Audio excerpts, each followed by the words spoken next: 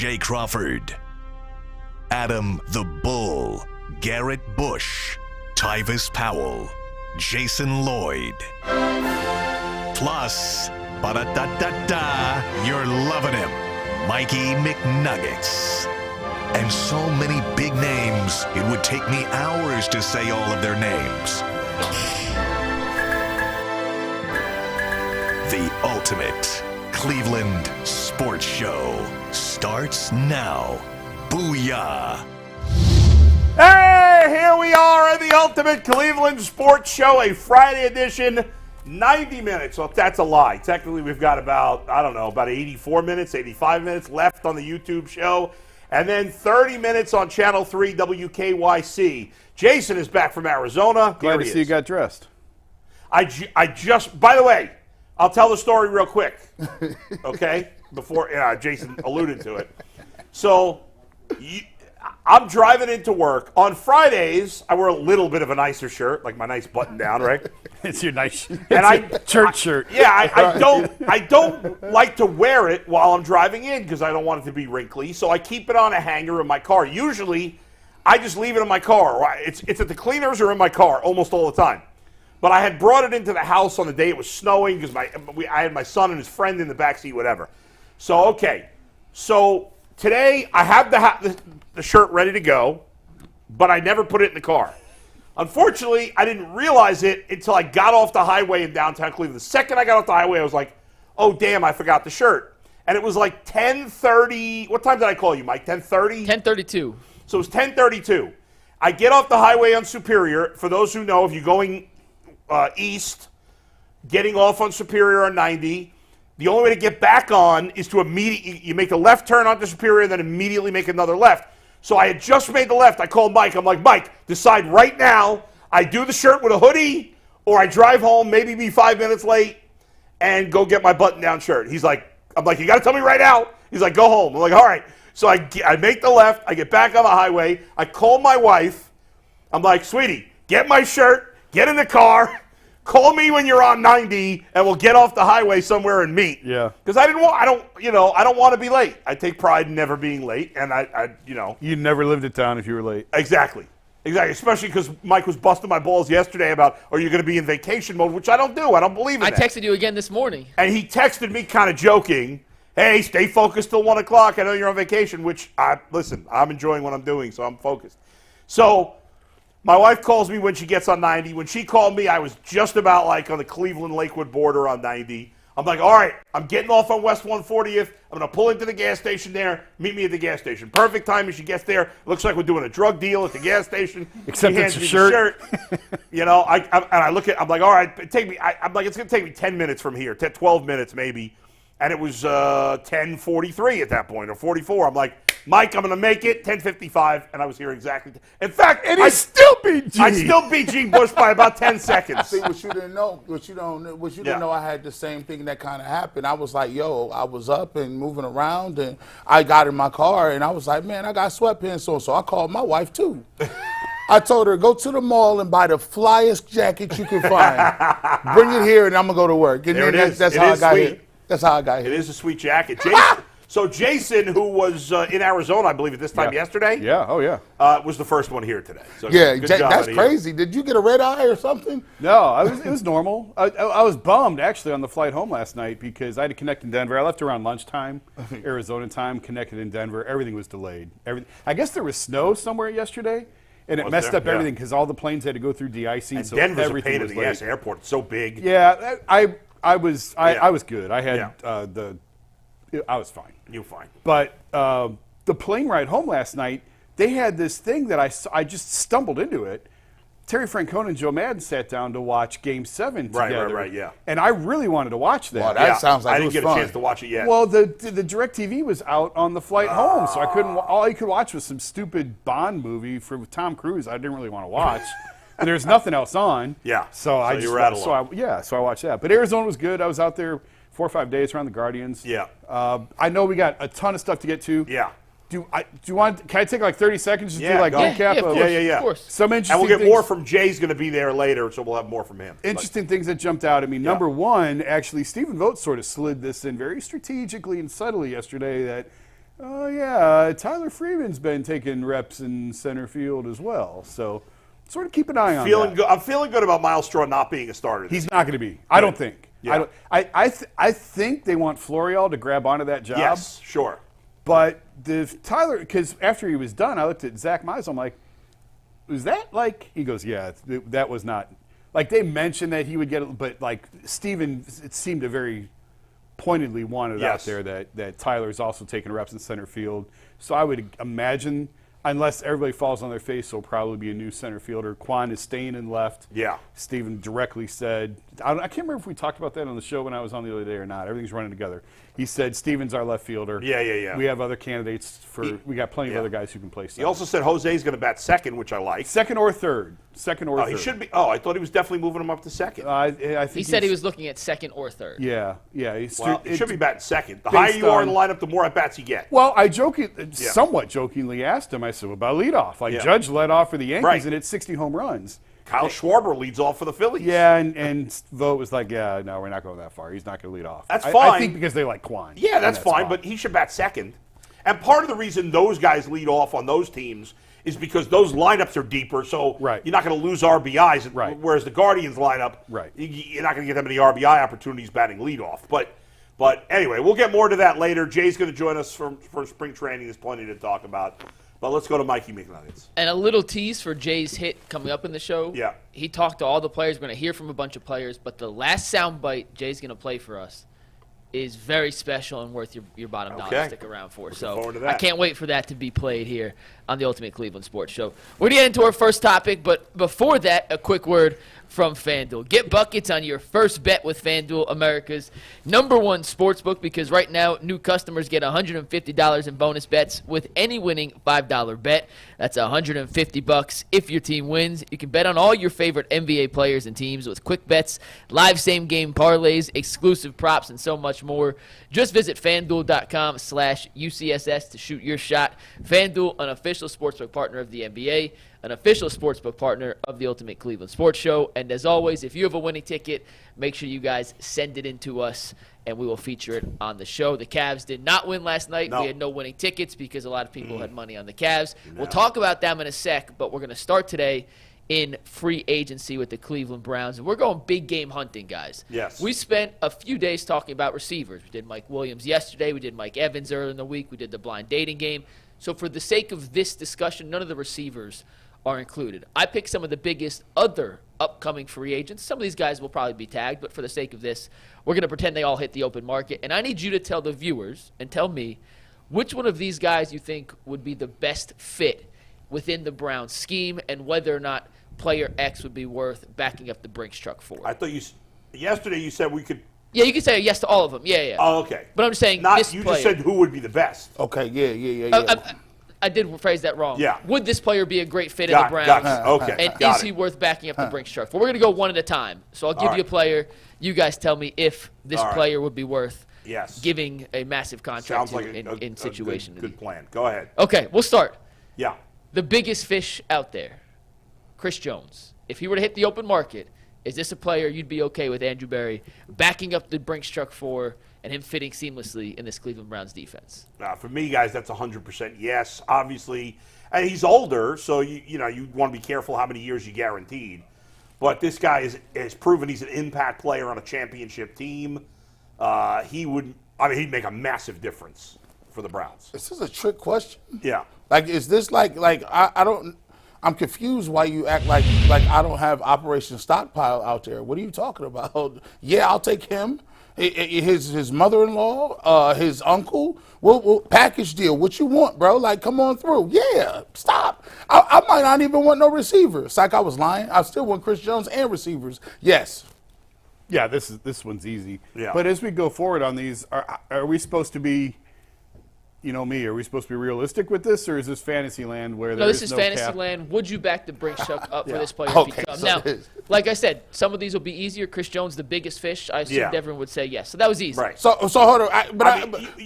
You can't. You don't want to just say yes to everybody, because if the guy's not worth in the Brinks truck for, then you say, well, I might want him, but I wouldn't pay him an unlimited amount. Hey, listen, Chris Jones with Myles Garrett is so good. Yeah, I mean, Chris Jones is a superstar. That you could afford Deshaun Watson playing average. I won't go that far. By the way, he could be average. By the way, all right, we got to get here because we're starting already. We got to get G. Bush and Earl are already laying the groundwork for uninspiring play for Deshaun Watson, and I don't like it. I don't like what I'm hearing. Earl did it yesterday, and now G. Bush just did it now. Unacceptable. Mm-hmm. The Browns did not trade for him for mediocrity.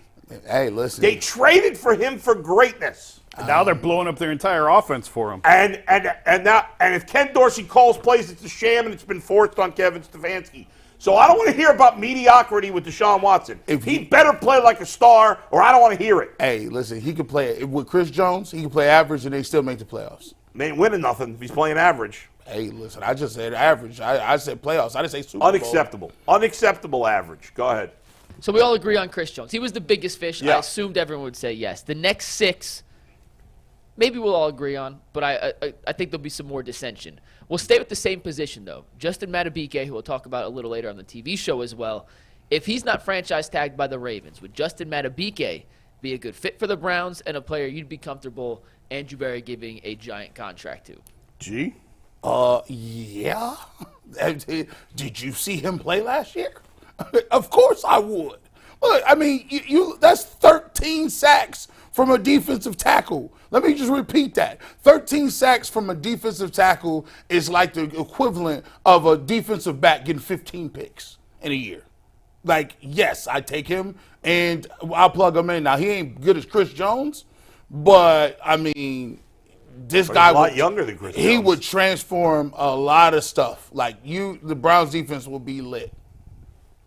Jason? Baltimore's not letting him go, but yes. I mean, if we're playing Fantasyland. Yeah, of course. Bring him on. Yes. How would that not be a good fit? I think they're okay at tackle right now, but he would certainly be an upgrade over what they have. I mean, I would actually want him even more than Chris Jones because he's younger. Yeah. I mean, Chris Jones is more proven entity, but this guy's just reaching his stardom, I think. Why would they let him go? How old is he? Well, they wouldn't. How old is He was a 3rd-round pick, so he had a 4-year contract. 25 or 26. I mean, Chris Jones is what, 30, 31? Justin Madubuike is 26 years old, and Chris Jones is 29, about to turn 30. Oh, hey, I'm still taking Chris Jones. I forgot. I didn't know he was that young. Yeah. I thought he was 32, 33. He's still 4 years older. Obviously, I'd back up the truck for either of them. But if I had to choose, I'd actually take Madubuike because I don't care how much guaranteed money I get. I'm confident he's going to be very good for the next 4 or 5 years. I don't know if Chris Jones is going to be good for 4 or 5 years. I've seen Chris Jones dominate a Super Bowl. Hey, listen. By himself. Fair.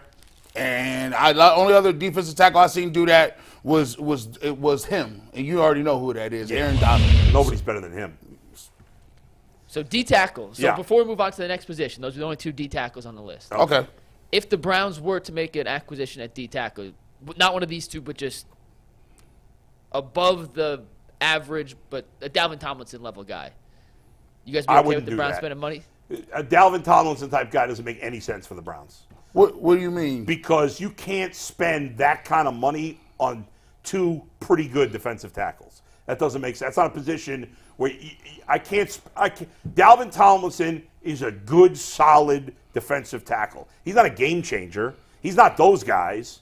Yeah. So if I'm going to spend big on another defensive tackle, it's a superstar or I'll just get a solid guy. It's either filling it or getting a guy. Yeah. I don't want the tier 2 type of defensive tackle. I can't spend that kind of money on 2 tier 2 defensive tackles. G and Jason, do you agree That's with that? how I feel. No, I'm with Bull. Yeah, listen, I'm not getting no spot fillers.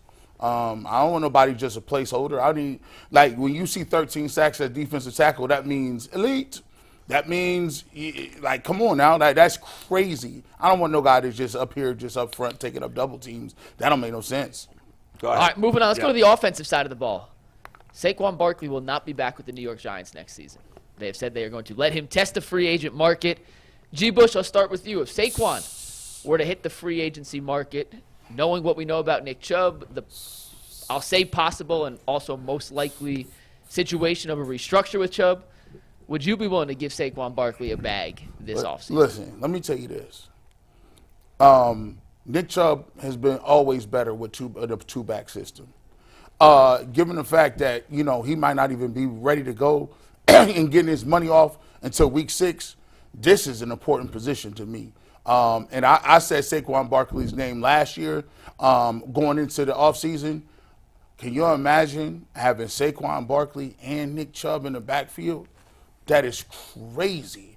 And he's a better third down back than Nick Chubb. He's been injured. Now, that's the only reason I would be like, yo, I'm kind of, I don't want to see if I want to go down that road. He's been injured. But I will say this. If I could get Saquon Barkley, I'd be willing to take a Mike Williams. And now I think the Cleveland Browns is ready to roll. I think they need another running back. People may say that Chubb already got to take a pay cut, but I would look at Saquon Barkley. Yeah, I'm out on Saquon There's Barkley. not enough oxygen for – you got to pick between Barkley and Chubb. But, I don't want Barkley. I think he's overrated. I think he hasn't been the same player since the second year of the league. You look at it. I look at his – he's not the back he was when he first came in the league. He's complete boomer bust. Yeah, I mean, I don't know. I don't see the greatness in him. I mean, the Giants is trash. They've been trash. They don't got a line. They don't got a quarterback. They don't got receivers.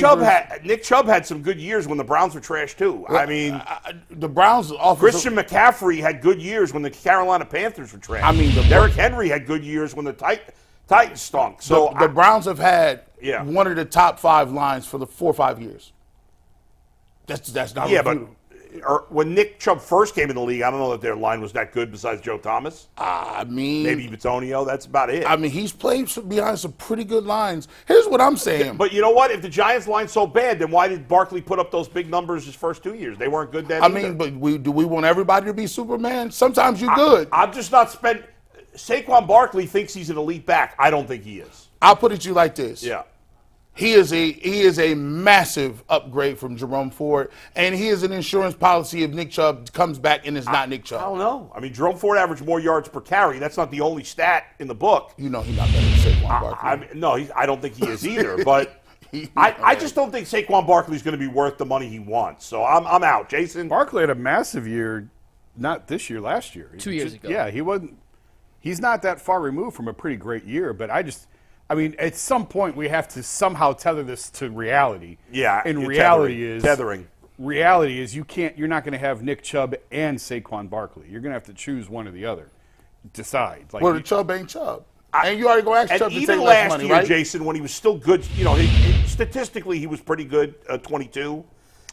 To me, watching him, not that I watch the Giants every week, but I watched him enough. Yeah. He just, to me, doesn't have that same burst and explosiveness that he had in his first couple of years. Sometimes, here's the thing what we get on running backs. Yeah. If the running back is good, we'll be like, oh, they're good, but does it really matter? You can get a running back and they can get the same yards. But if the running back is bad, they're like, why didn't you put those yards up? You're supposed to be making people in the hole miss. You're supposed to catch 90 balls. For me, I always say yes because it is. I'm operating under the assumption that y'all got 2 years. You got 2 years to get this off. 2? You got 1. So my thing is, but I want a different running back. I don't want Jerome Ford. I'm with you. I don't want to settle for Jerome Ford, especially in this la-la land. So I'll take what you saying. You saying that you'll take another back. You just don't like this one particularly. That's it. Especially when I think, even if I want to go that veteran route, like I could get an Austin Eckler and a Joe Mixon way cheaper than I can get Barkley, and I'm not sure there's much of a difference. I can go. The guy I really want is Zach Moss. Well, there you go. He had a good year last year. You could get him for pennies on the dollar. That's true. Maybe $4 or $5 million, and Zach Moss had a really nice year. He did with the Colts. Yep. All right, Mike. Moving on back to the defensive side of the ball. This player, just like Saquon, will almost certainly hit the real free agent market. It doesn't appear like there's a tag play in the near future. A tag play. A tag situation in the near future. That sounds like and some college stuff. Contract extension is looking more and more unlikely. Not at Emerson here, Mike.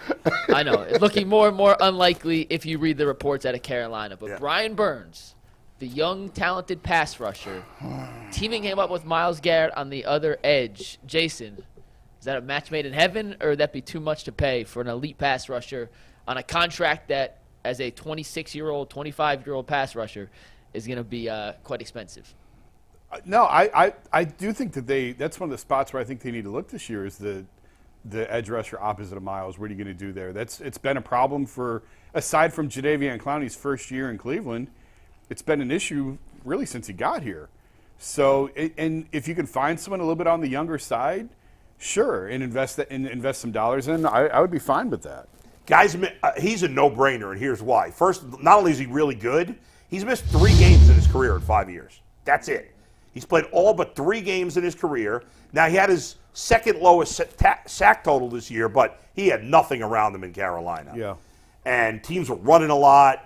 But he's never had less than 7.5 sacks in 5 years in the league, including his rookie year, 7.5 sacks. He's played mostly with lousy talent around him. This guy's a no-brainer, and he's young. I think he's just going to turn 26 next month or in April. Yeah, he's 25 and 306 days. Yeah, so he's about to turn 26. Prime of his career, no-brainer. Those are the guys to target. It. Yep. G. Those are the hardest ones to find in free agency. Yeah, he a young dude, 8 sacks. Okay. Well, you act like I'm looking at names or you're in. You're in on everybody. Operation Stockpile. What are you talking about? If you can get him, go get him. Is there a reason why we shouldn't go get him? Like, and plus, you've been looking for. I mean, you got Olivier Vernon. You got Emmanuel Ogba. You got the Jadeveon Clowneys, and then you had Zadarius Smith. Those are all the sidekicks, right? Out of all of those sidekicks, I think Burns is better than those guys. And Burns, unlike the other defensive players we talked about, as you said, is going to get to free agency most likely. He would be a guy worth realistically going crazy for. Ugh. So I got one thing to say, then I got a secondary question on Burns. I do think Burns is a stud, a legitimate, bona fide opposite end pass rusher that would complement Myles Garrett. And Earl asked me this morning. I thought it was a fascinating question. Mm-hmm. If I said you have a choice between one of these two, who would you take? Burns or T. Higgins? Come on, man. It's not going to be a choice because T. Higgins will not be a free agent. I'm just saying, in a world where both of these guys. I'd still take T. Higgins. Even though Brian Burns is probably a slightly better end than T. Higgins as a wide receiver, but it's close. I'd take T. Higgins. Yeah. It's an offensive game, and I got a good defense already. The only way I would, the only defensive player that I would be like, okay, well, we're not going to get no T. Higgins, I'd have to have Chris Jones. It would have to be like, oh, you got Chris Jones and Myles Garrett. You're not doing nothing on them. I would take, but other than that, T. Higgins is definitely overall that. Jason? At some point, the answer is T. Higgins. Yeah. But at some point, you have to rely on your quarterback to make the receivers better. That's what the elite quarterbacks do. Which is why they paid what they did for Deshaun That's Watson. exactly right. Yes.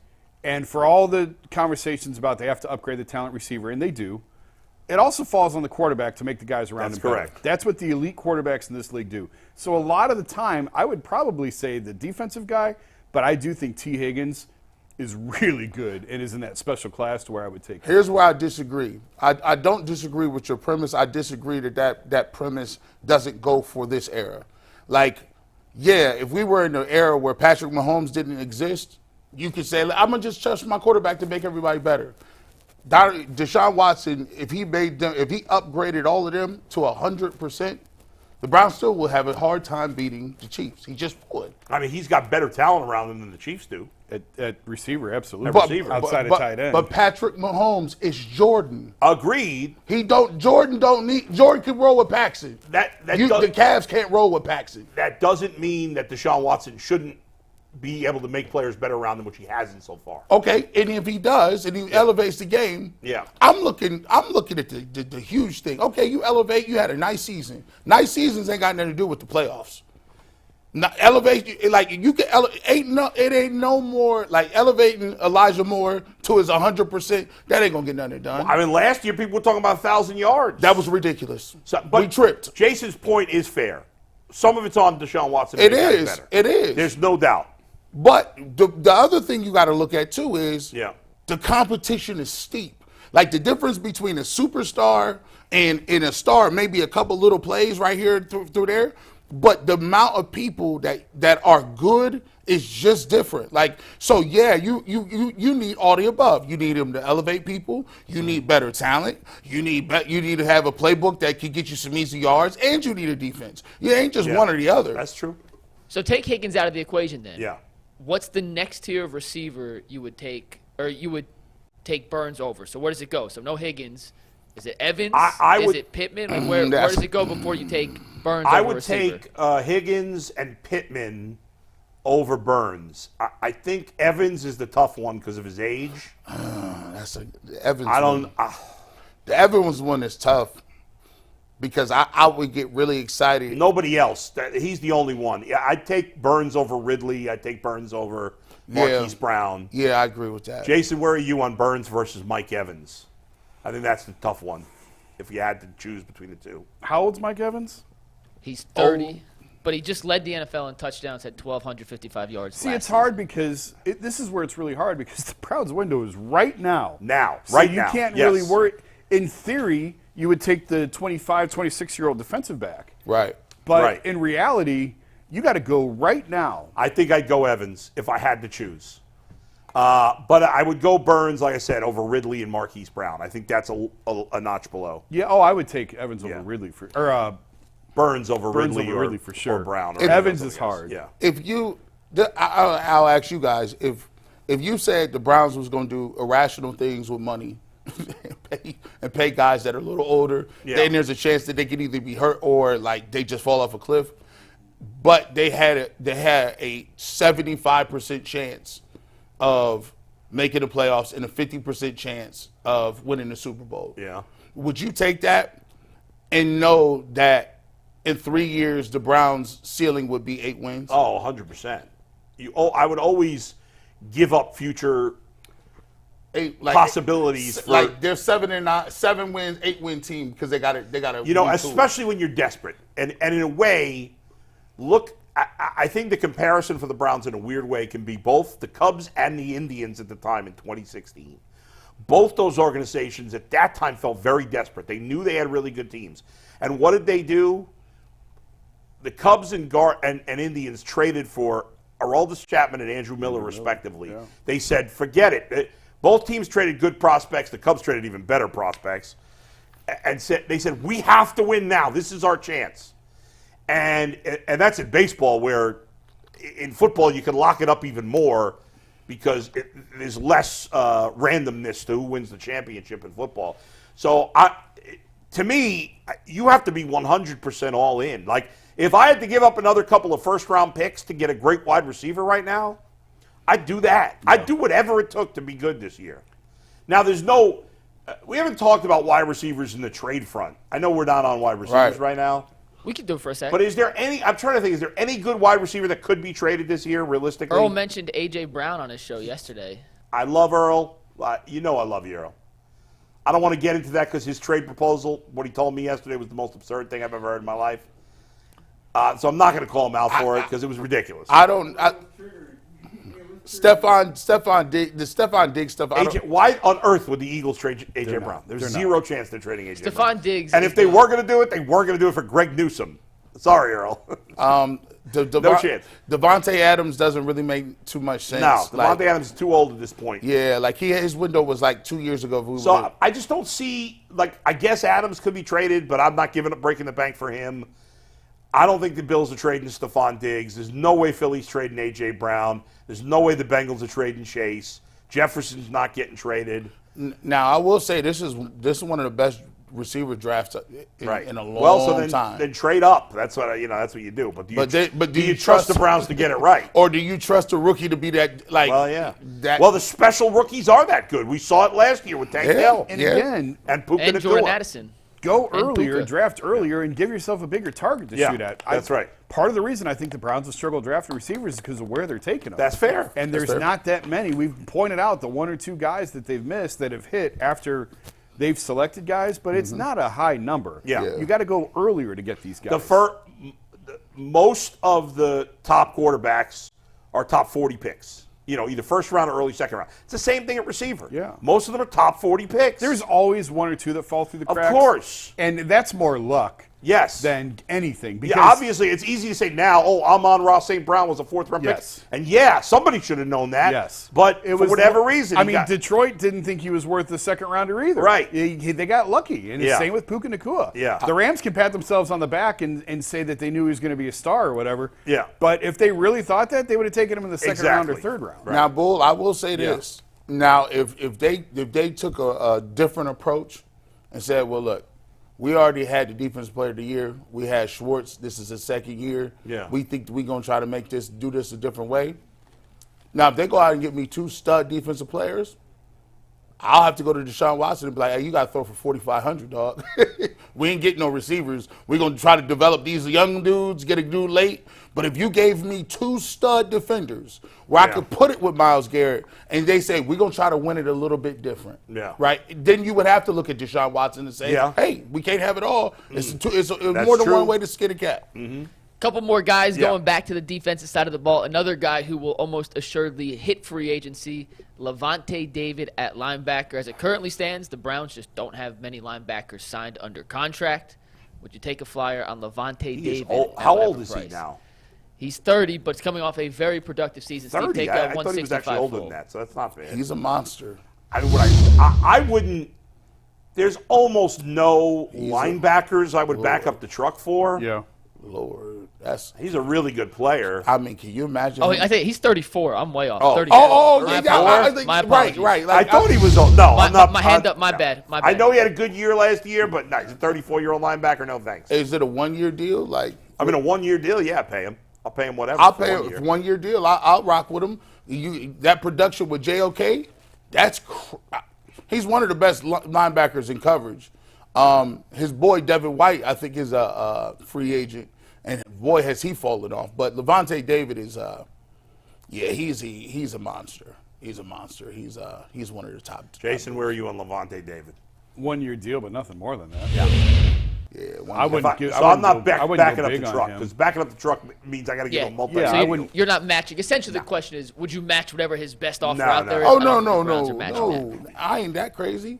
No, we're all on the same page. Okay, this next player will most likely be franchise tag. Will probably not actually hit the market, but I'm assuming because you said yes to Brian Burns, you would also say yes to Josh Allen if he were to hit the free agent market. This is the Jaguars' Josh Allen, not the quarterback. Oh, hell. Well, I'd say yes to both Josh Allens. Right. Anybody named Josh. Anybody with the initials J.A., I'm taking them.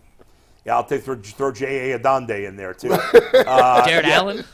Josh Allen's better than Brian Burns, isn't he? Yes. Yeah. I think they're the same tier of pass rushers. He's more productive. I think Josh Allen is a better athlete. Yeah, more explosive. And by the way, I give him, and he's young too, right? He's 26. Oh yeah, he's getting. I'd max him out. Can we trade for the other Josh Allen? What do you think it would take the Bills to give up Josh Allen? Nothing. 7 first-rounders? And Greg Newsome. That's funny.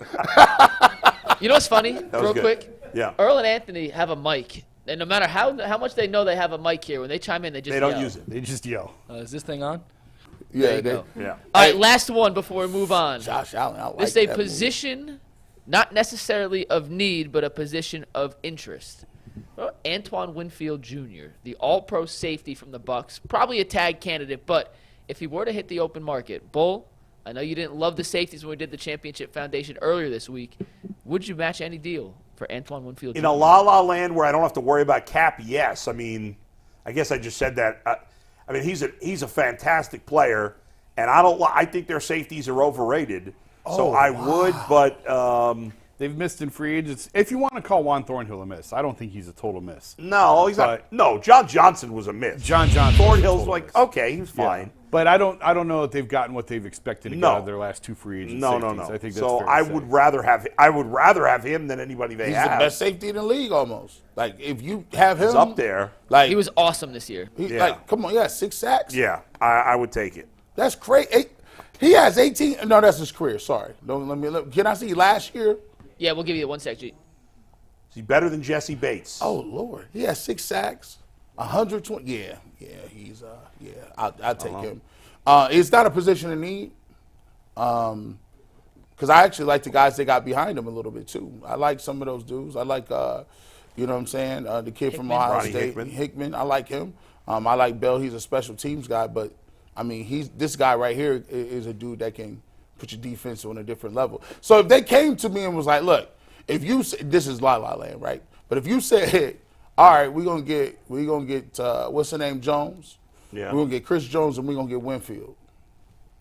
Well, it looks like Okay. it looks like the Cleveland Browns. The Browns better not give up 30 points to the Texans in the playoffs. Yeah, by the way, you got to go to Schwartz and be like, whatever you was wanting against them Texans, don't run that no more. Get that out of the playbook. No excuses. All right, Mike. Awesome. Well, I appreciate you guys being a little patient on that exercise. Some good discussion. And I do think there's a chance that one of those 7 lands in the Cleveland Browns. Which one? If I'm Andrew Berry, I'm selling out for Brian Burns. I really think he's a perfect fit. I think he's probably the only one that makes sense for them if you consider what they need. And half those guys are not going to make it to free agency. That's the other part of it, Yeah. I also think, though, in a perfect world, a 1-year deal for Levante David would be awesome. On a 1-year deal? Would be perfect. I think he'll get more years and more money elsewhere, so the Browns probably won't match. But in a perfect scenario, Levante David next to JOKG. Man, that's tough. Special.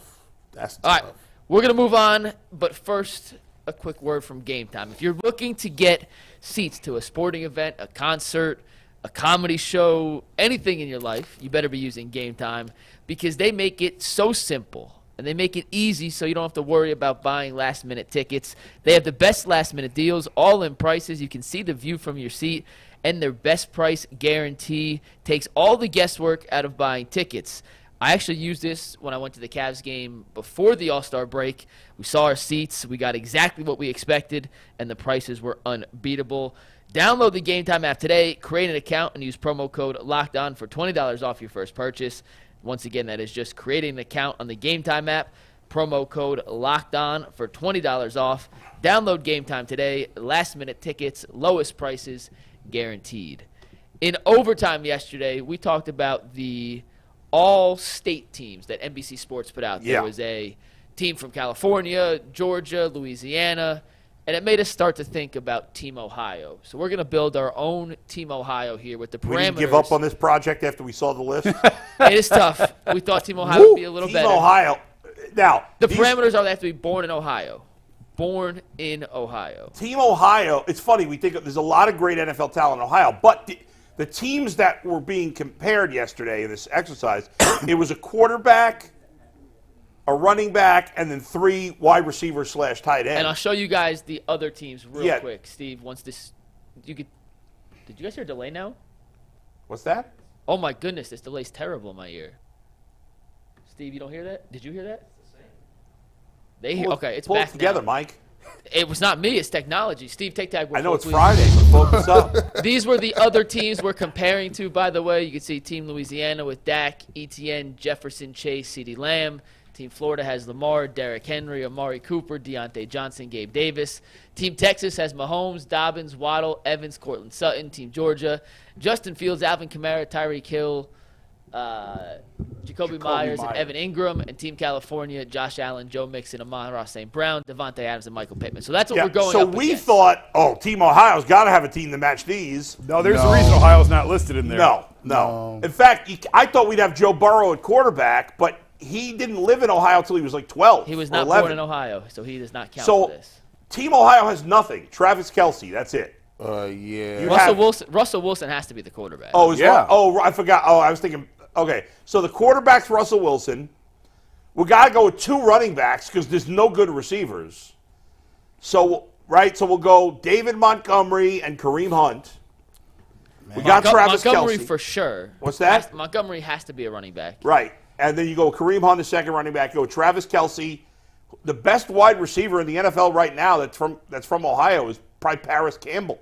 Unless we want to make Denzel Ward a receiver. Do we think Denzel could be a better NFL receiver than Paris Campbell? No, Paris Campbell is a starting NFL receiver. Denzel would get killed. killed. Not starting. Denzel can't even stay healthy at corner. Yeah, he'd get killed. One hit, He's stop not carrying him off. So that's our team, right? We've got Russell Wilson, Kareem Hunt, David Montgomery, Travis Kelce, and Paris Campbell. That team ain't winning nothing. That team sucks.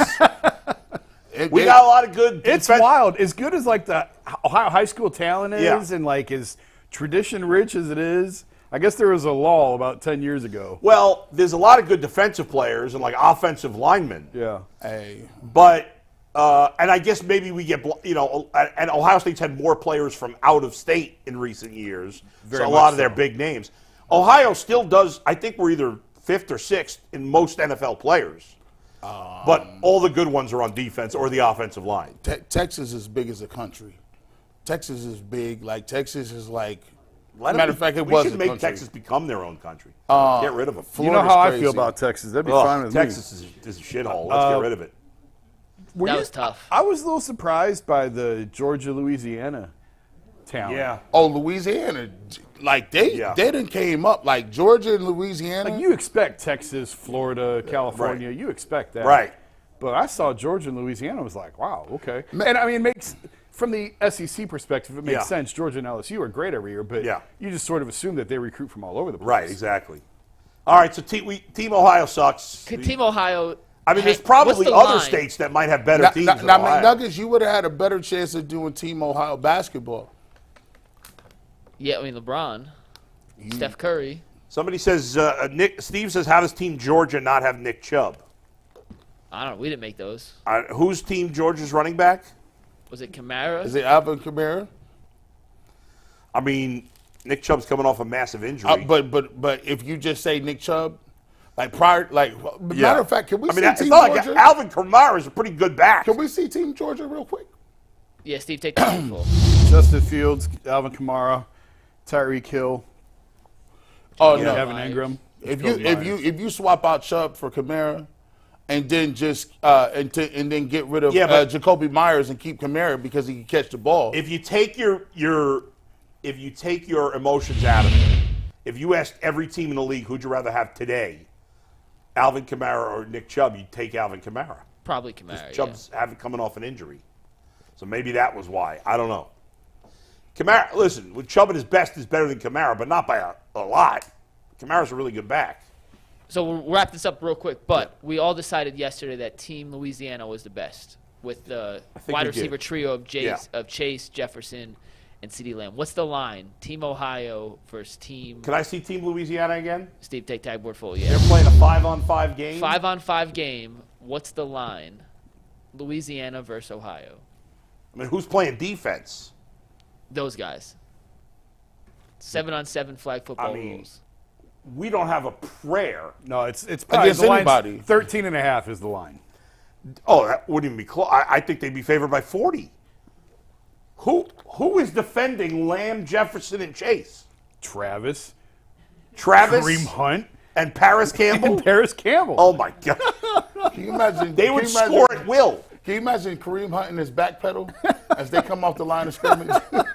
Team Louisiana would score every time they had the ball, Kareem Hunt without exception. Yeah. Kareem Hunt be backpedaling. Oh my gosh! Yeah. Blew there my you go. hand out. It's All sad right, but it true. was quick. It was Yeah. quick. We did an overtime. What Had would to the do Ohio it. basketball team be? That's a good question. I don't know, that's something we'll have to do LeBron. What you another mean? day. It's LeBron and Steph Curry. LeBron and Everybody Steph. else is dead. That's all you need. What That's else do you true. need? Steph doesn't count, though. Yes, he does. Yes, He's he born does. in Akron.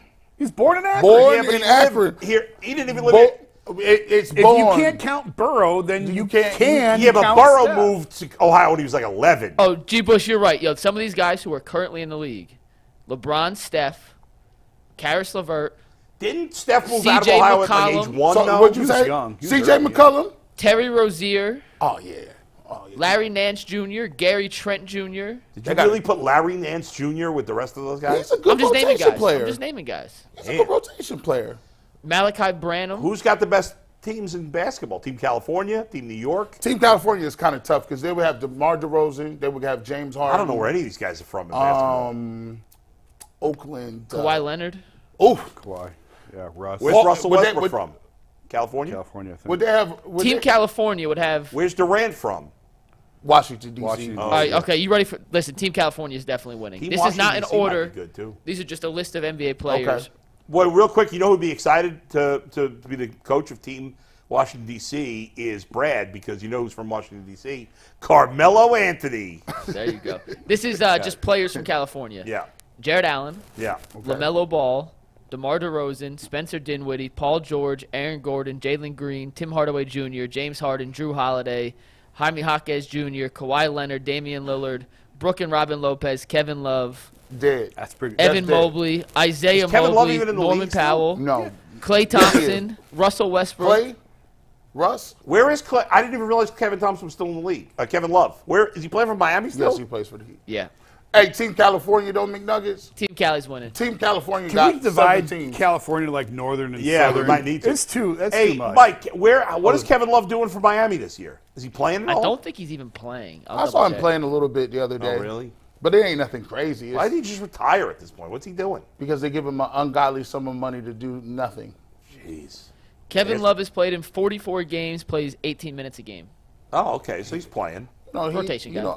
Yeah. He All right. cultured. Speaking of basketball, yeah. we're going to move on, talk a little Cavs after a quick word from FanDuel. You can get buckets on your first bet with FanDuel, America's #1 sportsbook, because right now, new customers get $150 in bonus bets with any winning $5 bet. That's $150 if your team wins. You can bet on all your favorite NBA players and teams with quick bets, live same-game parlays, exclusive props, and much, much more. Just visit FanDuel.com/UCSS to shoot your shot. FanDuel, an official sportsbook partner of the NBA.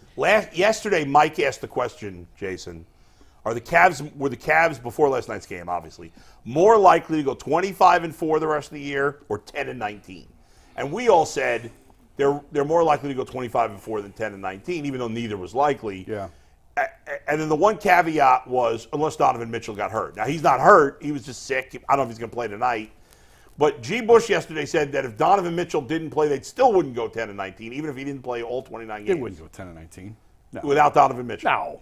Although their March But schedule, you- they do have some. But they'd be more likely They to got go some tough 10-19 stretches and coming up.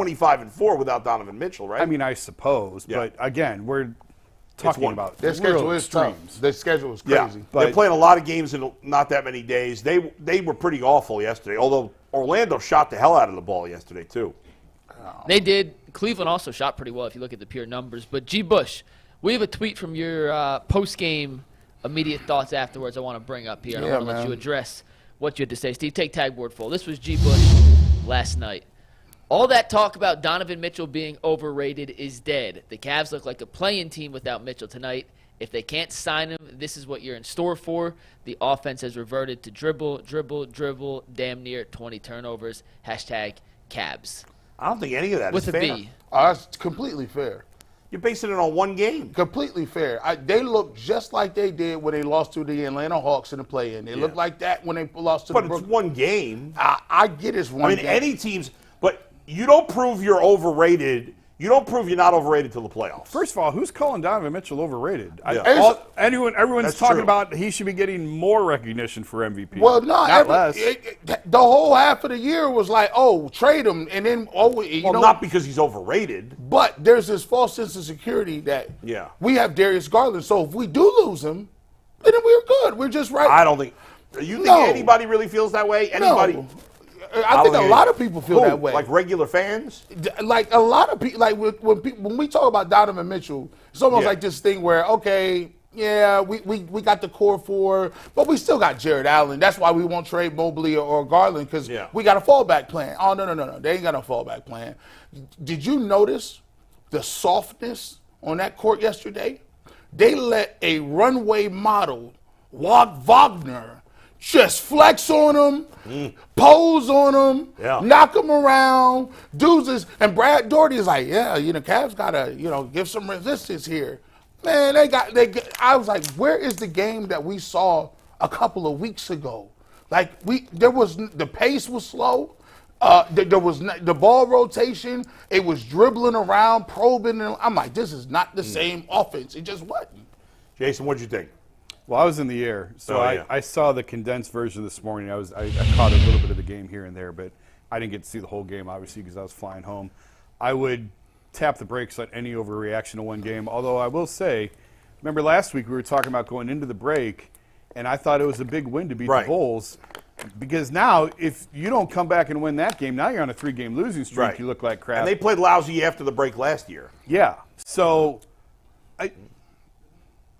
the part I think Garrett's talking about, and this is what I've said, if they have to move on from Donovan at some point, they still have Evan, Darius, and Jarrett, and together that core three is what's going to carry them into the future. And that's part of the reason why nobody's trading Darius Garland in that organization right now, because you're already really concerned with what Donovan's future is, so you're not going to trade a guy that you do have control over for still X number of years to come. Because if you trade Darius and now you lose Donovan, well, what do you got left? Nothing. So Darius isn't going anywhere. And he's not played great this year. Like, full admission, yeah, this is not a great year for him so far.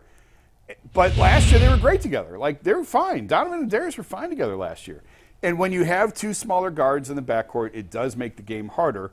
The benefit, what makes it better for the Cavs, is you have two monsters in the front court. If you're going to be small in the backcourt, you have to make up for it on the front end, and they can do that. And that's what's different about this pairing as opposed to the Colin and Darius pairing, which I never liked, or Dame and CJ in Portland. Was defensively, Portland couldn't mitigate how small they were in the backcourt. It is hard to win with two small guards in the NBA. It is.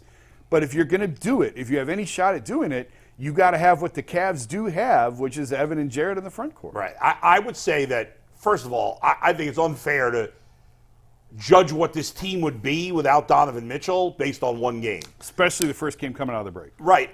Because nobody wants them to be without Mitchell. But in theory, if they were next year without Mitchell, you would hope that Evan Mobley would have a totally different game, that he'd be scoring. We don't know. So to judge it based on one game this year, that's to me is completely unfair. I'm not judging it all based on one game this year. I'm judging it based on the way that Darius Garland has played since he got back. I'm not basing it on one game. But if there was in theory, if there was no Donovan Mitchell, and first of all, he's coming off an injury. How many games has he played? I mean, like 6 games? Darius? Yeah, since he's been back. More than that, but it's okay. 10 games? 10, yeah. I mean, it's not enough of a sample size, and he's getting used to a new system that the other guys have been playing for months. And he gotta catch up, bro. Like you can't. But when you're the point guard, you cannot turn the ball over as much as he does. I agree with you. I'm not. Nobody's debating that he's playing well. I'm just saying to turn that into, well, they would be terrible without. Yeah, of course they're going to be worse without Donovan Mitchell. I don't. Every team's going to be worse without their best player. What's alarming to me is this, and take the hyperbole out of it. Just look at it this way. Yeah. When you look at the way that they were playing with just Jared Allen and Donovan Mitchell and role players, that looks like night and day from what they're playing now, and they have starters back. Yeah, but they've been playing well outside of yesterday's game. They won 18-20 before yesterday. What I'm saying to you is, if you watch and you look at the games and you watch how they playing, right? When Darius Garland came back, yesterday we're still winning, but most of the time he was like, well, where am I supposed to go in there? And that's why you have the regular season for him to figure it out before the playoffs. Because there's no arguing that they're a better team with Darius Garland than without him when it comes to the playoff time. Yeah, good. They beat up on all the scrubby teams. They mostly beat bad teams without those guys. Mostly. I look at it like this. And I'll ask you, and this is the question that you come in talking about, right? Is Darius Garland, let's be honest with ourselves. Yeah. Is he a max player? Of course not. Does anybody think he is? He's not worth the biggest contract in franchise history, but that's the situation that they were in at the time. Like, you either got to pay him or you don't. Right. It's kind of like signing a quarterback. Even if he's not the best, you're going to. So it's the Watson deal then? Well. No, that's totally different. When they paid. I'm trying to figure it out. Except when they paid Watson, I thought he was one of the 5 best quarterbacks, and I'm still hoping he is. So you had less of a. I never thought Darius Garland was one of the 5 best point guards. Darius, when he signed that contract, was one of the highest rising, fastest rising, up and coming guards in the NBA. He was the one on the U.S. Select team. He was the one that other guards were talking about, like, this guy is going to be. Now, has he continued to elevate at that same level? No, probably not. And part of that, I think, is the fact that he's got to share the ball handling duties with another guy in the backcourt. First it was Colin, and then now it was Donovan. Yeah. And Donovan is a far superior, better player than Colin Sexton. Like, I know there's still some people out there who think Colin is like some MVP in waiting, but Donovan is a far better player than Colin Sexton. So there's a dance that you have to do. Usually when you're the point guard, you got the ball in your hands, you're running the offense, and that's how it is. But the Cavs, since he's gotten here, that hasn't been the case. They've always had two creators, and that's not necessarily so if he was a bad the only thing. guy, what would he be? And what would Evan Mobley be if there was not? Who knows? We don't want to find out because we want Donovan Mitchell to stay. You're better with two, theoretically. Yeah. And the Cavs insist. I haven't had this conversation with them in quite a while, but at one time they kept saying Darius is great playing off the ball. We've got the numbers to prove it. He's comfortable playing in an off-ball role. It'll work. It'll be fine. Yeah. This has not been a great year for him, but that doesn't mean that you blow the whole thing up and you move him out. You're not going to Nobody wants – if he's their best player, they're not good enough. We know that. We don't even know if they're good enough with Donovan as their best player. Very rarely in the NBA do you win when your best player is your point guard. That's right. Like, very, very rarely. Isaiah Thomas, Steph Curry. You could say Steph, but look at all – I mean, Steph had transcendent talent around him. Right, He was but he was still their best player, and so did Isaiah Thomas had great talent around them. Yeah. Go ahead, Mike. Well, to Jason's point about two ball-dominant guards, theoretically it works together, and I'm not ready to sell my stock on the Donovan-Darius pairing, but you look in Atlanta, they thought DeJounte Murray and Trae Young could play together. Those two clearly can't, and they're going to end up trading DeJounte Murray this offseason. That's been a disaster in Atlanta. But one thing I did take away from yesterday is without Donovan, and maybe the thing that Donovan does best that doesn't show up in the stat sheet, it's constant aggression. And whether he's attacking and scoring for himself and/or attacking, drawing the defense, kicking to the corner, the defense can never really get set. They're always in constant motion, trying to figure out how do we cut off Donovan, what's he doing. And last night, it felt like, in just a one-game sample size, Darius was kind of playing with his food and going more east to west than north and south, and it allowed Orlando to kind of set up their defense. Yeah. And Orlando's a big team, too. Like, across the board, from point guard to the center, they have long, they have length, they have athleticism, which is a bad matchup for an undersized Cavs backcourt.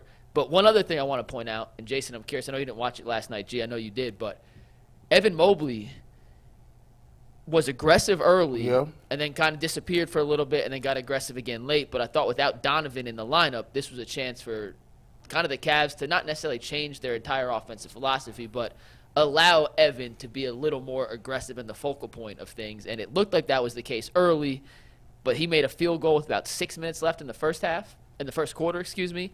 I don't think his next field goal make came until the last minute of the third quarter. And I was a little disappointed that he wasn't a little more aggressive with the extra opportunities that the offense allowed him to get without Donovan in the play. It was just Two things I noticed. It was just, I think you bring up a very good point. When Donovan has the basketball, he's forcing the issue. It's either I'm going to get to the rack, or I'm going to look to get my guys, and if I don't got it, I'm moving the basketball. When he comes off the pick and roll, I was just sitting there texting. I was texting Lima, and he was, talking about the ball. I say, Garland needs to shoot more threes. Like he needs to, like when Sam Merrill come off a screen, he's aggressive. Like if you give me an inch, you better not go to that pick and roll. Give me an inch, I'm firing. The same thing with Donovan Mitchell. Like even when George Niang gets to the game, he's ready to shoot. It don't matter if it go in or not. Yesterday, it was more probing. Like he keeping his dribble line up under the basket, and then when he gets into a position where the defense collapse, he's just kind of looking to throw the ball and get the guys late in the shot clock. I get it, because they talked about it on the telecast. When you got the ball and you Darius Garland and you've been a point guard your whole life, you're used to having the ball. It's difficult for somebody to be like, no, just change what you do now, and that's what you've been doing. I think that's more difficult than people let on. But for me, I think it's another alarming thing where sometimes JB, like if it ain't all going right, like pull a lever over here, right? If it ain't going all right, hey, Sam Merrill, come on, give me a spark in here or something. Or hey, listen, Evan Mobley was aggressive. He saw Evan getting the ball going down court, pushing the pace. Hey, guys, listen, Evan got a matchup today. And he's telling them, be more aggressive. Make sure, hey, guys, Donovan ain't here. We need y'all, the rest of y'all three, y'all know what time it is. Y'all supposed to be super aggressive. But it just didn't seem like they was in that mode. They was just kind of like, You think that's on the coach, Jason? To pull a lever? Well, yeah, to pull a lever is on a coach. No, I mean, like, specifically get in their face about being aggressive. Is that just, is that up to the player to do it? I think it depends on the moment, depends on the situation. I don't know that there's one blanket answer that covers everything. Yeah. To Mike's, I'm kind of glad Donovan sat that game. I want to see him sit more games down because it's one of the things Mike and I talked about on the podcast. Mike said, like, what do you want to see out of the Cavs the rest of the way? And I said, I want to see them play left-handed. I want to see them do things they're not comfortable doing because in the postseason, teams are going to put you in positions to make you do things you're not comfortable doing. So do it now. Play left-handed. And that means Darius and Evan figuring things out together. Okay, it didn't go great last night. So what? It's Orlando in February. Yeah, right. That's the time for this to not go right and to figure this stuff out and to keep working on these things. It does you no good to put the ball in Donovan's hands and have him go and try and win every single game you play in the regular season. That does not help you in April, May, and June. It's good for him. They to do take want to be games the off. 2 seed. I mean, there's a big difference, yes. Yeah. But I'm just saying it's okay to have nights like last night. Sure. Because you learn from it, and hopefully the next time it gets better. And if it doesn't, well, then hopefully the next time it gets better because you are building for the middle of April. You're not building for the end of February. The only thing I will say with that is I agree. Like, you're not going to just scrap everything because you had a bad game in February against Orlando. But the alarming thing is, if I was JB, if you're not making shots, okay. If you're trying to figure out the offense, okay, that's cool. But one thing we're not going to do since the Knicks is we're not going to come get punked. We're not going to get knocked around by guys, and that's not going to happen. And the game was chippy last night, and then after, everybody's all friendly shaking hands, which is a little weird. They muddied the game up, and that's what teams are going to do to the Cavs. One last stat to kind of put this is one number that kind of shows you the difference of Donovan versus no Donovan. The Cavs attempted 22 three-pointers last night. That's their fewest since November 17th. Just weren't generating the open looks. They've been averaging the Cavs are like, you remember have you guys seen the original Bad News Bears movie? Yeah. Oh, yeah. And when what's her name? I can't remember the female pitcher that ends up being on the team. When, they were terrible, and then she became the pitcher, and then all of a sudden everybody else played better too. Yeah. Every time she pitched. But every once in a while they'd throw Rudy Stein back on the mound, and the other guy stunk again every time he was pitching. That's a good player. Elevates the talent around him. Yeah, that's right. There you go. We're going to head out to Arizona for Jay Crawford and spring training. But first, if you're looking to go to a Guardians game, whether it's spring training or regular season, you better be using Game Time to get your tickets. They have killer last-minute deals, all-in prices, views from your seat, and their best price guarantee takes all the guesswork out of buying tickets. The best part about Game Time is it's just a simple click of a button through the app. Just download the Game Time app, create an account, and use promo code LOCKEDON for $20 off your first purchase. Once again, create an account, redeem promo code LOCKEDON, that is LOCKEDON, for $20 off. Download Game Time today. Last-minute tickets, lowest prices guaranteed. And with that, let's welcome in Jay Crawford from sunny Arizona. Oh, there he is. No sunglasses, Jay. Yeah. No, I got to tell you, I need them because I have light eyes, so I'm very light sensitive, but I'm going to try to brave it. The sun is high enough right now in the sky that I should be able to get away with it. Man, I wish you guys were here. I really do. We'd have a blast just because, A, the weather, and B, there's something about the smell of fresh cut grass and the sound of a bat hitting a baseball. It really gets you into spring mode. And, Bull, I know how much you look forward to the start of baseball season, too. Yeah. Day 4 of all full team workouts. And the first spring training game starts, it's tomorrow actually. So the season really will start getting underway, and it'll be fun to watch because there are some position battles this year, guys. Mostly it's going to look very similar to the team that was on the field last year, but you're going to see a couple of new wrinkles mixed in here and there. Jason, you know that. You just left here. And those are really the exciting watches during spring training to see who emerges as the right fielder and where certain guys are going to fit in. I would think first base, I'm calling Naylor the DH. I would think first base, shortstop, center field, and right field should all be up for grabs, no? Jay, I don't know about you. Center field to me feels like straw. It just does. Am I misreading that? Yeah, I disagree. I think it's – I mentioned at the top of the show today, Stephen Vogt just slid in there very strategically that, by the way, Tyler Freeman is they're taking a look at Tyler too. I think they want Estevan Florial to grab onto that job. I do too.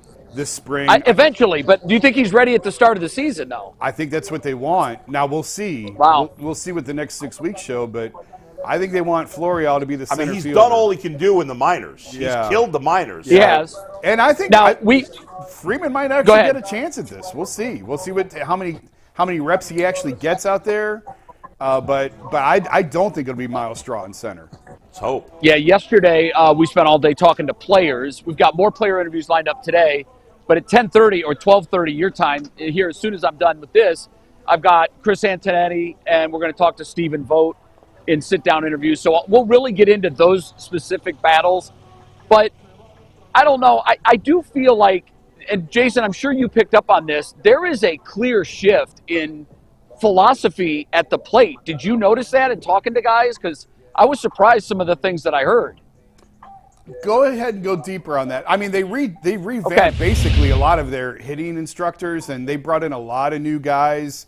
I know they're working on swing speed with a lot of guys, and Quan in particular is looking for making harder impact on the baseball. And so Chris Villegas back as the hitting coach, but they have revamped a lot of their system. So I'll go into we've got a soundbite that will help go into that too, but I picked up from several players just in conversation, not necessarily in interviews, although Will Brennan went there on the interview, that, this whole idea of contact has led to them being in the basement in home runs. And they weren't just last place by a little bit. They were like 26 or 27 home runs behind the 29th ranked team. And that gap is just far too great. They were like 175 home runs fewer than the top teams. So you can't continue to do that and expect to get different results. You know what that leads to. So some of the guys were hinting that, they're probably going to be a little more aggressive at the plate this year. But the one thing that we got out of the talks yesterday was Will Brennan was very specific. And, Mike, I know you've got that soundbite ready to go. Let's hear what Will was saying about how this thing is sort of moving in a different direction. How is the mindset different this year from last year? Last year, you're coming off all the inertia and excitement of a little playoff run. And then, obviously, this year, things didn't end or go really the whole season the way the team wanted last year. How's the vibe different? All those young guys that we have, everyone has a year under their belt. And that's just a year of experience in the big leagues is different than any other level in baseball. And we're going to utilize that to the best of our abilities. And we're going to be really successful this year. It's going to happen. Obviously, it's a power game, and everybody talks about the lack of home run production last year from the outfield. You guys have to hear that. I'm sure you work on it in the offseason. What are you feeling in terms of what you have to do performance-wise? Do you feel that you have to become a home run hitter because that's what the team needs? I feel like you have to evolve with the game, and obviously what you just said is 100% on the head right there. You have to evolve. You have to, be able to take some chances, take some risks, and we have that ability. We've led Major League Baseball and not striking out, and we've, the backside, we've been last in home runs. So we have room to take some chances and make some errors in that aspect in order to hit some more home runs or hit some more slug. Do you think the philosophy has changed? I mean, obviously with a new manager, but the hitting coach is the same. Have you seen a shift in philosophy and okay, look, contact's great, but let's take some swings? 100%. There's a new theme around camp, and it's just every single day it's going to kind of be beaten in our heads of hey, we have to slug. That's just the way the game's going. You have to hit home runs, you have to hit doubles, and you have to drive in those runs. And, I mean, we lost 31 one-run games last year. You knock out half of those in wins. I mean, we're a 90-win team, so it's a different club, and we understand that. We have a chip on our shoulder. It's going to be a good year. It's interesting that you say that the team has embraced this change in philosophy. A lot of times teams are slow to change, but I think this was so obvious. As a fan, it's refreshing to see that the team and the organization has said, okay, we tried it. We had some success with it, but you got to keep up with the Joneses too. 100%. And, are we going to be the Braves or the Dodgers and lead the MLB in home runs? Absolutely not. But we're going to take pride in hitting doubles and driving those runs in and run the bases really well with some more slug and maybe some more strikeouts just because we can take that risk. So, again, I said it in the interview, it is refreshing to hear that they're willing to go in a different direction. They gave that a shot, and that's nice to hear. And he's right. On the 31 one-run losses, if you win half of those, you're walking to a division title. Now, granted, they also had a lot of one-run wins, and they're going to have to keep finding out a way to grind out those close games. But an increase in home run production will certainly make it easier to win the majority of those one-run games. Let's pivot now to pitching. talked on the show, I think last week, about which of these 5 starters is best positioned to win a Cy Young award. We didn't talk to Bieber or Williams yesterday. We're going to talk to them here in just a little bit. But we did talk to the other 3, and we talked to Austin Hedges, who, though he's not the everyday catcher, he knows this staff very well. Here's what they had to say about the fact that all of these guys are sort of Cy Young caliber guys. What a staff. What a pleasure. You're too young to remember the 90s Braves, but Maddox, Glavine, Smoltz, they had guys that they were going to win Cy Youngs, they were going to win 20 games. We had a conversation on the show the other day about which one is most likely to win the Cy Young, and all 5 guys came up. That doesn't happen very often. It's what we do here. It's what we do here. We pitch, and we develop pitching at such a better rate than everybody else. How? It's not just what's going on here that isn't going on in other places? It's the people. It's the people, and the people here allow the people that are also pitchers to be free enough to be themselves. This is you. You know, Tristan doesn't need to be Shane Bieber, and Bybee doesn't need to be Gavin. They need to be themselves, and this organization does such a good job. But like, this is what makes you great. Go do that over and over and over and over again. And when I'm watching our bullpens, there's 7 dudes throwing. Right now, I haven't even heard of half of them. And I'm just like, that dude's nasty. That dude's nasty. That dude's prepared. That dude's executing all his pitches. I'm like, I don't even know him yet. But I'm like, that's what they do here. And I know that all those dudes are great dudes, because you're not a Cleveland Guardian if you're a bad dude. I mean, it's pretty awesome. I mean, I feel like we got a good blend of like veteran leadership with Shane, and I guess Tristan's considered a veteran on our team because we're all so young. And then you have like me, Gavin, and Logan, who kind of went through the ringer last year a little bit, kind of got introduced.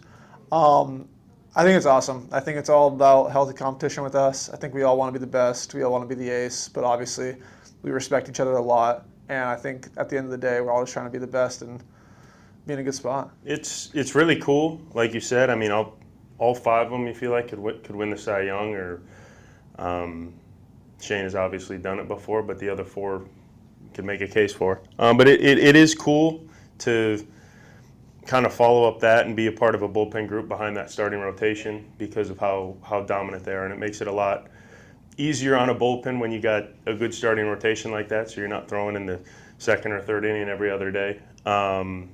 But yeah, it's a lot of fun to kind of see the growth and the maturity of the younger guys in the staff. Oh, it's a lot of fun. I think we definitely take a lot of pride in that being our identity and being able to do our part for the offense, for the bullpen.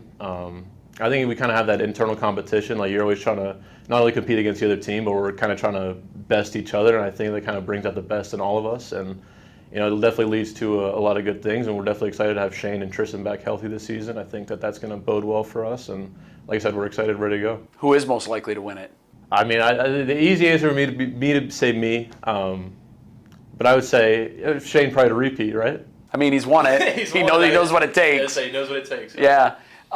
You're too young to remember the 90s Braves staff, but it was the same thing. They had 4 guys that were easily capable of winning 20, and they always talked about how they slingshot one start into the next. If Glavine went and threw a 4-hit shutout complete game, then Maddox felt like he had to come back and go the distance and give up 3 hits and no runs. Is there some sort of competition? Do you feel that there's a competition that way with you guys too? For sure. I think it's all it's all healthy. It's all in good fun. It's never, I'm hoping for someone to do bad. It's always like we want someone to do good, and then we just try to do a little bit better, Nice. And I think that just kind of does well for the team as well. It puts us in a good spot to win a lot of games. So I think we have that for sure. Yeah, it's very refreshing. And, so young, Cy Young. What's really impressive is you've got the veteran in Bieber. And it's funny because the younger guys are kind of looking at McKenzie as, he's one of the veterans on the staff. He's still so young. Talked to him yesterday. He said his arm feels great. Psychologically, he says there's absolutely no worries of another injury. Remember, he started with the shoulder and then it went to the elbow. So I know he's not worried about it, but fans and I'm sure the staff will be watching him very closely to make sure everything's okay. Now, I know we've got limited time, so I want to get right to this. Obviously, on our show, we've talked a lot about Austin Hedges, not just the impact that he has on the clubhouse, but Bull has been a big, big critic of his. We're going to get to that in a second. But the other thing we always talk to our audience about is how much this guy looks like Ant. And I actually asked him yesterday if he was aware that he's got, I don't want to call him a stalker, but he's got someone running around Cleveland who's kind of stealing his identity. Take a look. We got another guy on our show, Anthony, one of our producers. He is your twin. He bought a Hedges jersey and wears it around town. He's pretending to be you. I mean, if that is the case, then I got to meet him, because we're talking about the two best looking guys in the world now. Like, the guy's got to be absolutely gorgeous. He's a pretty guy. He must be. I got to look into those eyes at some point. What's scary is he has the same beard. He's trying really hard. But is it the clean beard or is it the playoff beard? No, it's the clean beard. Okay. It's what you're wearing right now. It's cropped. Maybe in October he'll let it go. You got gnarly. to. Yes. Yeah, tell him he's got to let it go. Here's the thing. He can't spell. His name's Anthony. We call him Anthony Can't-to-Spelly. He can't spell, bro. He makes spelling errors on our graphics all the time. Can you give him a little... Buddy, spelling? There's spell check. like I don't, when I'm texting and stuff, like, I don't even try and spell things right, and Siri will fix it for me. Like, just spell check. Come on, Anthony, be better. I refuse to be better. I won't be better. Spell check is a scam invented by Grammarly. We don't have the side-by-side graphic ready, guys. Do you got that? I do not have we it ready, do, no. I think. I'm sorry. I didn't put it in tag You board sent me this the morning. picture yesterday. I did. Hold on. We'll get it ready. Jay, set up this next one while we set this in motion. I can't wait to hear this All right. one. Yeah, so this one, Bull, I want you to pay particular attention to this Yeah. one. Bull, you have been extremely hard on Austin Hedges. And I can honestly tell you this. If you spent one day here in camp, one day. Wow, did you shave? Yeah, he did. Oh, my God, he shaved. Yeah. So if you spent one day here in camp or around him or the guys and you talked to the players about him, I promise you, you would get it. You would understand why he was such a huge priority to bring back. And I did ask him to give you a message. Take a look. What about politician? That'd be me. You've been mentioned a lot. That's me. Yeah, you know what? I see it. You're the None of mayor. these guys are too young to even know how to handle all that. I can handle all the comments, all the mean things people say about you. I can handle Bring that. it. Yeah. We got a guy on our show who says mean things about you, Adam the Bull. I'm like, bro, he does everything well. He does all these little things. He's like, he doesn't hit. Look in the camera and tell Adam the Bull he's nuts. Well, I don't hit. That's accurate. I'm working on it, but we'll get there. I try and do other things.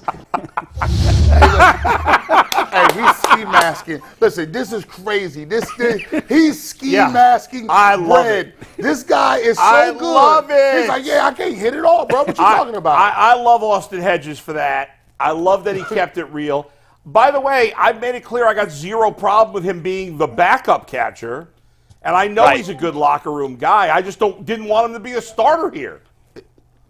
No, and that's fair. Yeah. And I'm sure he understands that's fair. He knows what his role is here. Yep. He's here to help tutor Bo Naylor, to teach him how to be an everyday catcher, who, by the way, that kid is also great on the microphone.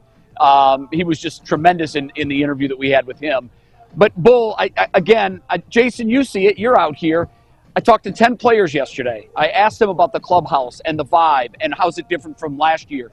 And every man that was here last year brought one thing up. We miss Austin Hedges. His presence in the clubhouse, how he keeps it loose, how he stays on us in a friendly but competitive way. Jason, his value to the team, I get it now. I totally get it.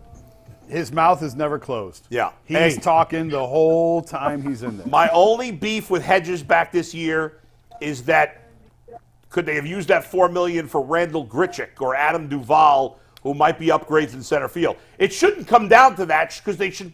I mean, think about this team. If you just signed J.D. Martinez and Adam Duvall today as your DH and center fielder. Well, who knows? I mean, maybe one of those deals will happen. I wouldn't hold my breath on it. But, I understand what you're saying, Bull, and it does make perfect sense. But if you spend any time around this group, you really do understand it. I mean, I know it's a roster spot, and I know it's $4 million, but I got to tell you, I'm not saying it would have been different last year if he was here. Obviously, the pitching staff being decimated with injury had a lot to do with that. But the atmosphere is loose. Everybody is focused. Everybody knows what the job is and what the task at hand is. And I got to tell you, I know fans may have lowered expectations because you look at the offense and you wonder where the offense is going to come from. But this team is very confident. Jason, did you find that too? They think the division is very winnable. Yeah, it is. I mean, they should think that on February 23rd. But there's nobody good in the division, so 85 wins might be enough. Nobody's going to run away with it. Yeah. No. And they should feel which good. is why With the pitching that they have, they should feel confident. Right. And you know it as well as I do. It doesn't matter if you win your division with 80 games, 90, or 105. Everybody starts at 0 once the playoffs begin. Just get in there. And when you've got the pitching staff that they have, Jason, can you remember the time in Indians-Guardians history where there was this kind of quality starting depth? I mean, all 5 of these guys had a lot of success at some point in their career, and the young guys obviously all looked great last year. Yeah, I mean, that's what they do. I mean, you go back to the Kluber, Carrasco, Bauer. That was probably the heyday of the last 10, 15 years, and Clevenger. Yeah. And this has the makings to duplicate Yeah, this could that be for sure. as good, even better, maybe. But Bybee we'll needs see. to take a step. Yeah. Gavin Williams needs to take a step. Logan Allen needs to take a step. He's a step behind those guys. Espino, I'm anxious to see, although I don't know that he's going to make the majors this year coming off that injury. Espino may actually be the best of all of these young guys. We haven't seen him yet. We'll see. He hasn't pitched in 2 years. Fingers Thanks, crossed Jay. on Espino. Guys, I know you got to run. Yeah. I'll see you back there on Monday. See you All right, later. bye, buddy. Enjoy Jay the weekend. From Arizona. Good to chat with him. Some funny stuff. I love it. Look at that.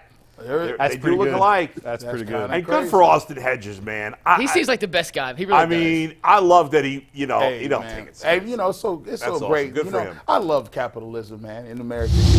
Where else can you get $4 or $5 million for being a good guy? That's right. And they just tell you straight up, listen, we only put him on the roster because he right? By the way, he's also really good at what he's here to do, which is be a defensive catcher, framing, and he can really help Bo Naylor defensively. Like that between Sandy Alomar and Austin Hedges, like Bo Naylor's got 2 terrific resources to learn from. Again, my only beef with him this year is that the Guardians may be using it as expense. As $4 million excuse is not a lot. to spend any $4 million money. is a lot I have for this zero team. problem with him being their backup catcher. Go ahead. One quick thing before we get to Super Chats. We put a poll up during the interview, and I want to say this exactly how I worded the poll. Only one can live. Who you saving? Anthony or Austin Hedges? And I'm proud to announce that 60% of the UCS audience is saving Anthony.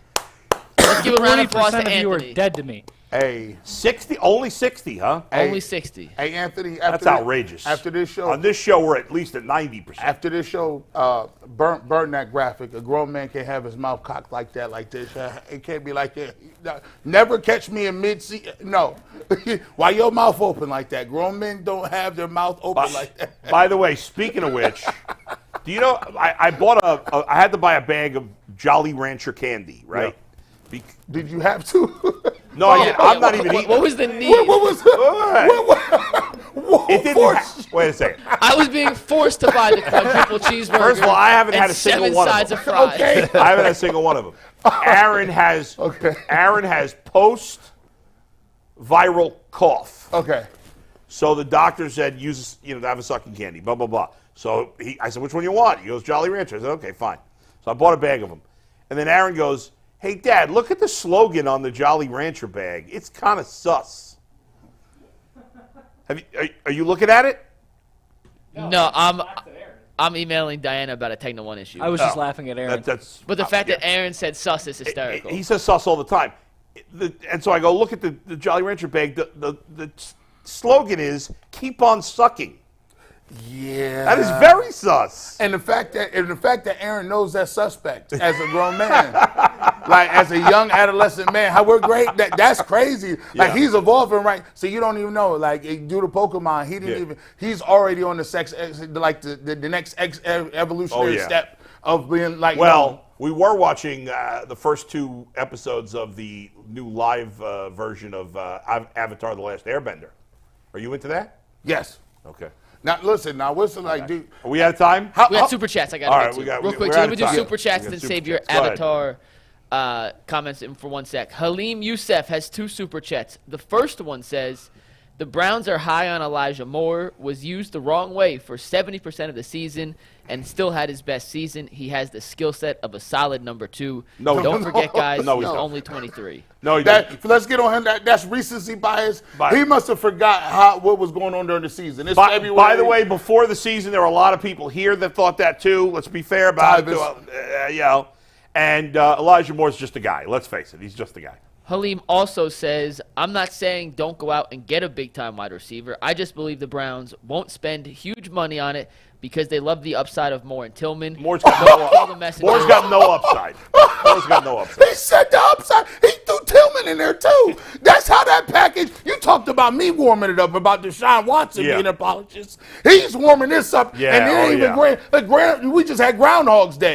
He talking about the potential. He likes the room. Damn. Next super chat comes from Matthew Dinkus. Matthew says, man, between Bull saying the Brown safeties are overrated, G saying the Cavs are soft after one game, and Jason, well, just being Jason, y'all are all out of pocket today. That's because Jason came back. I'm in a great mood. He was having fun. Back from the sun. I didn't even say anything mean today, I don't think. This was low-key Jason. Yeah, all right. Yeah, you didn't really say anything bad. Go ahead. And last one comes from Young Majestic 3303. Yeah. Mello is from Brooklyn. Oh, how do I not know that? I think I think he grew up in D.C., didn't he? Yeah, he played at DeMatha. No, he played at DeMatha, then he went to St. Anthony's. Then he went to Oak Hill. Oak Hill, not St. Anthony's. Sorry, Oak Hill, not St. Anthony's. You know we played them 1 year in high school basketball? With who? My team played them. Oak Hill. Who? Like what players specifically? Anybody famous? At the time, it was the dude. He is the white point guard from Maryland, Blake. Steve Blake. I played against Steve Blake. All right. Yeah, I didn't do anything. That wasn't their best class, I guess. No, I had like 2 points. Some white point guard. We don't need that. All right. Coming up, we're moving to WKYC Channel 3. We got a lot to get to there, so we'll see ya. Peace. Peace.